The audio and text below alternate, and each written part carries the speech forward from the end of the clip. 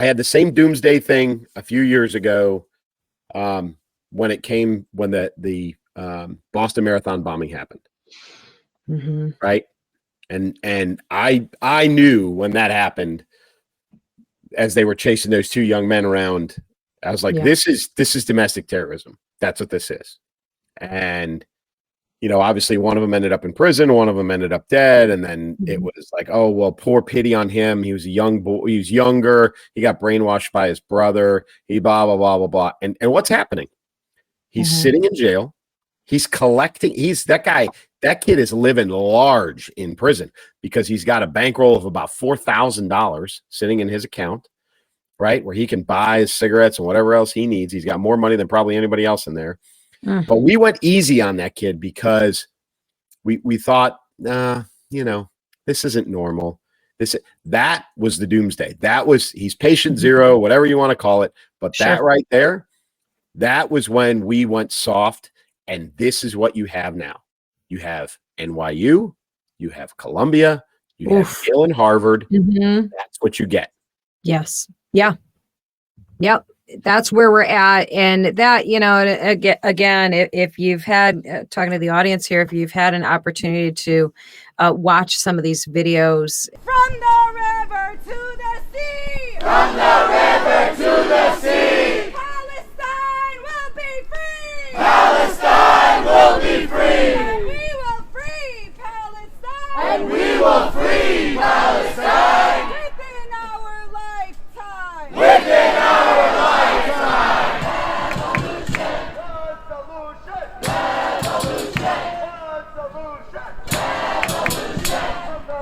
And see some of these images, it's shocking to me. And I know at this point I should not be shocked by anything anymore, but to see these college campuses overrun with the protesters in these tents, they're camping out, and violence and fighting and tearing down American flags. Talk about blood boiling, and really nothing much happening in response to that. Now they finally, I think they did crack down on them. Bad. Go. Who was it? Which congresswoman there? What's her name? Was it Ilhan Omar? Yes, thank you. Yes, her daughter got booted. Yeah, daughter got booted. And then of course there's all these sympathy articles. Oh, she's homeless now. She's been kicked out. It's so sad. No, bye. Listen, there, peaceful protest is part of the process in America, and I have no problem with that. Nope. When NYU is, one of the more recent examples, right? It's been going on in Columbia for a couple of days now. NYU in the last 2 days, and NYU said, "Hey, NYPD, you just keep off campus. We'll handle this." 12 hours later, they're screaming for NYPD to come in and help, because not only did they have student protesters who began to get violent, right, that they knew but then people who weren't students came in and got on campus, because it's an urban campus, and got on campus and got into the protests, and then things got really violent. And then they realized, wow, this isn't just reserved to our brilliant young minds that attend NYU. Yeah, no kidding, right? This is, it's getting amped up, and then it gets violent, and then it gets out of control, and then they say, oh, maybe we do need the police in here. Right. Yeah, and this is, and you're not just talking about random violence and chaos. This is orchestrated. Yes. Orchestrated, planned, deliberate, intentional, all of the words that basically mean the same thing. This is not a peaceful protest that turned. This is something that was really technically violent close to the get-go, because they're barring Jewish students from coming into the area. So you're already saying that the campus that your parents pay for you to be on, that goes for all of them, except for the ones that have scholarships and whatever, but that you are here to attend, you cannot go in this area that you're entitled to be a part of, and you can't go there because, one, you fear for your life, and two, that is one and two, you're in fear of your life.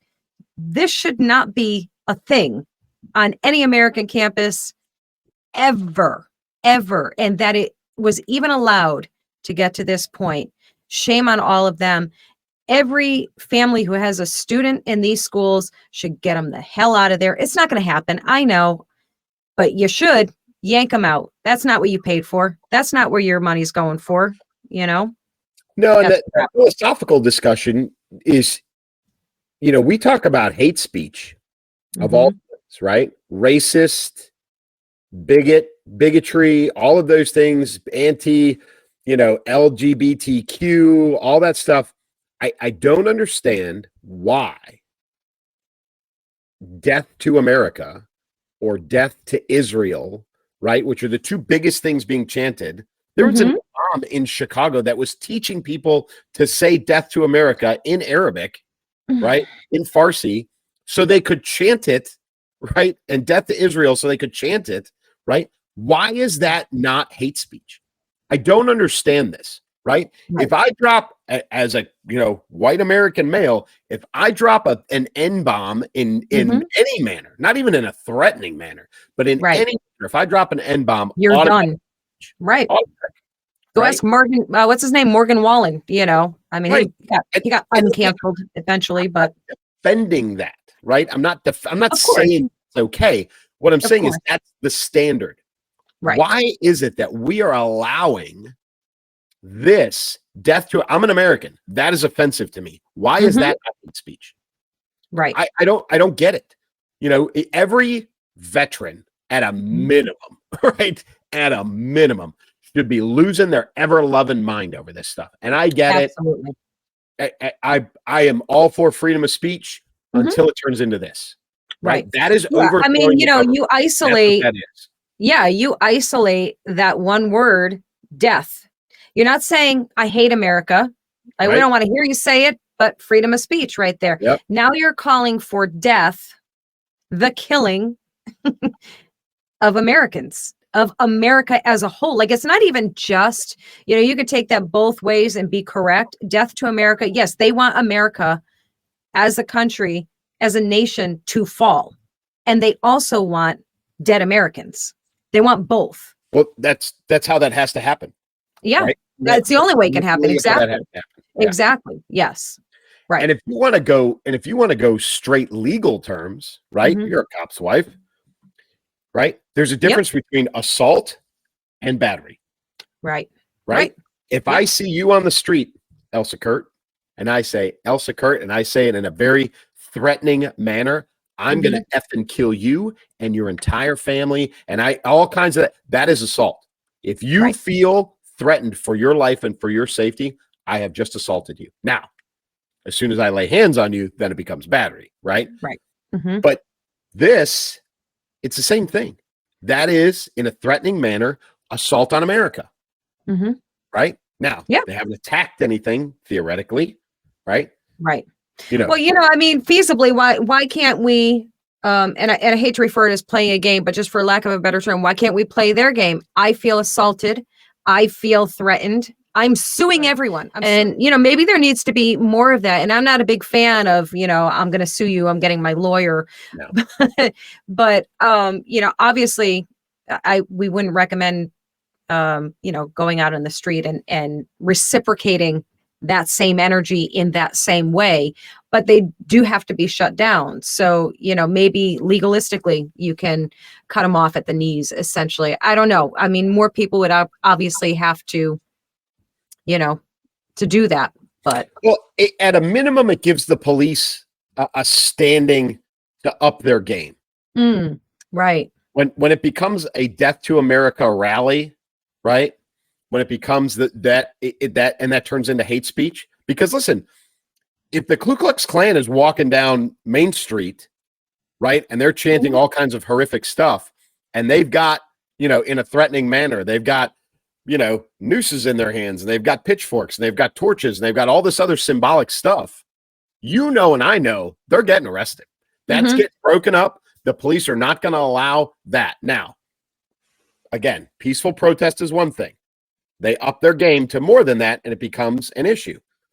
This, you start running around chanting, waving Iranian flags or Palestinian flags or whatever you want, death to America, right? And it starts to ramp up a little bit. It gives the police somewhere to stand where they can have a legal recourse to say, okay, well, we went to riot gear. Mm-hmm. And then we used, non-lethal means to disperse the crowd. We did whatever. But just in principle, philosophically, the fact that death to America is not hate speech is absolutely baffling to me. Agreed. It's horrific. And it is, maybe one of the best, worst examples of how far we've fallen. I'm all for having pride in your origin country, your Sure. nationality. That's wonderful. Wave your flags. I love, I'll throw up a German flag or a Cuban flag, in proper context, but never, ever at the expense or disrespect to this country. And that's the line, as far as I'm concerned. And I'm pretty sure it's safe to say I speak for a lot of Americans when I say, well, that's the line. Have pride in your heritage, your home country. If you came from there, wonderful, lovely, not at the disrespect of this country. You show allegiance and loyalty and love to this country. And if you can't, you got to go. You're gone. I'm a huge fan of that. It's obviously not nearly as easy as any of us would like for it to be. But if you hate this country, get out. Go. You're gone. At least shut up and pay your taxes. At the very least. If you hate it and you can't leave or you don't really want to leave, just shut up and pay your taxes. Right. That's it. I'm with you. I don't understand it. We get it all the time. Mm-hmm. America's terrible. And then, or I'm leaving. If so-and-so gets elected, I'm leaving. Yeah. Nobody leaves, right? Nobody leaves. All of them that said it are still here. And I hear it all the time. America is Mm-hmm. this oppressive place, and it's always fun to hear it from white suburban kids. Hilarious, Mm-hmm. and some of them really believe it because they've been brainwashed that way. But you should show some loyalty. There should be some love. There should be some, be proud to be an American. And if you're not, then Mm-hmm. again, just shut up and pay your taxes. Right. You don't have to like Yeah. it, and you don't have to leave, but you do have to keep your mouth shut and pay your taxes. I feel like I could be very reasonable when it comes to, natural born citizens, people, these young kids, all of them, these college students who have known nothing but living here. And if they're chanting these types of things, or even that they just hate it here and other countries are better, I feel like there should be a fund for them to go spend 1 year in the third world country of their choice, or the socialist country of their, whichever one. We're going to give you lots of choices. There's quite a few to choose from. We'll see you in a year, and then we can have this conversation again. We can revisit it in a year after you've lived there. I think that's fair. They have that program. It's called the United States Military. Oh, I like it. Yes. Yeah. Yes. You want to go see how horrible the rest of the world is? Put a Mhm. uniform on for a while. You stay around long enough, you're going to go to some place that's not so nice. Yeah. And you're going to see what really, really hard life looks like, because it's Mhm. not here. Well, the people that have come here honorably, legally, properly from these countries, and who are here for the right reasons, not these jackasses that we've been talking about, but the ones that come for the right reasons and get the value out of everything that is America, they are appalled. They're more appalled, I think, than even we are. And looking at these snot-nosed brats and literally telling them, I just interviewed somebody, he's a history teacher, and he had a student from, I don't remember what country, but from another country, very oppressive. And she actually, I think it was a young woman, a young girl, and she shut down these punk ass kids and set them straight and said, you have no idea. Let me tell you what my life was like. And, and man, if that girl could go on a tour to all of these schools, maybe some eyes would be opened a little, or at least some mouths would get shut for a minute. I just want to smack them all, Clay. Yeah, there is a young woman out there. I'd have to look up her name, but she is a North Korean defector, and she's been on tons of shows.